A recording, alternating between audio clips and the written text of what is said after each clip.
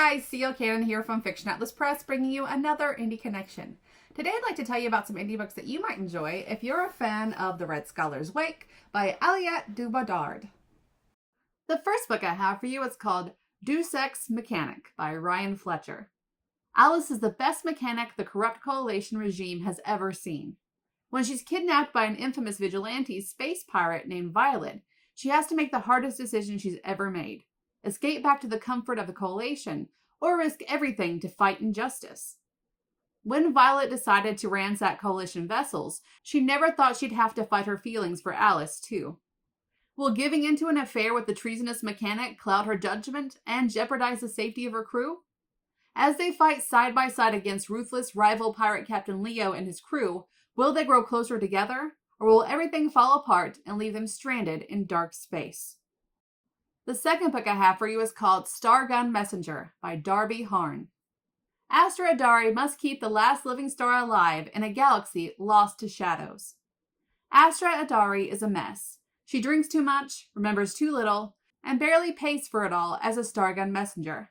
She hunts down thieves who steal filamentium, the fuel that allows for faster-than-light travel.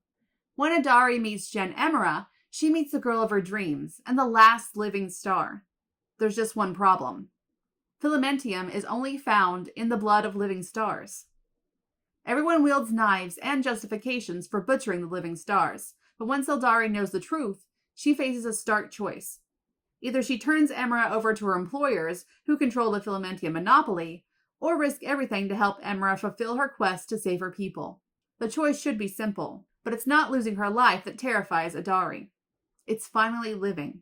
Adari knows she's human, despite outwardly appearing to be an android with a failing memory stitched together by her ship's irascible AI, Crux. She's been just getting by for longer than she remembers, assured in her humanity, but not enough to risk it. Adari has lived her entire life in darkness. The dark comforts and shields. The dark preserves in its cold, and Adari may not be able to keep her star out of her shadow. The third book I have for you is called The Lost Colony Ship by M.D. Cooper. Major Tanis Richards didn't start this war, but she's sure going to finish it. The greatest colony ship ever built has been Tanis's home for over 100 years. Now she's been ripped from it, captured and tortured by pirates eager to learn the vessel's location. What they don't know, but are soon to find out, is that Tanis hails from humanity's golden age. She has both the ability and the will to take out anyone that stands between her and reunion with her people. Freed by an unlikely group of smugglers, Tanis joins forces with Sabrina's crew, traveling to Bolem's world, where she last saw her colony ship.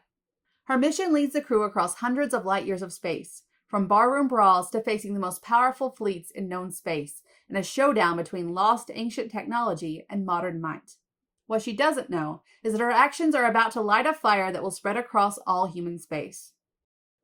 And the last book I have for you is called Rescue Her Heart by K.C. Luck.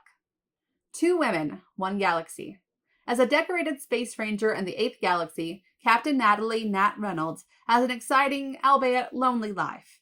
Yet when Nat answers a distress call from a craft in trouble on a nearby planet, it has the possibility of changing the trajectory of her life forever. Catherine Porter is down on her luck in the worst way. Evicted, almost penniless, she worries all hope is lost until a charismatic stranger flies into her life. Inexplicably drawn to the one woman who can possibly save her, Catherine must face feelings she never considered. Will their stars align and lead them to a happily ever after? Or will their differences tear their hearts apart? Okay, that's all for me this week. I'll see you next week on The Indie Connection. Bye!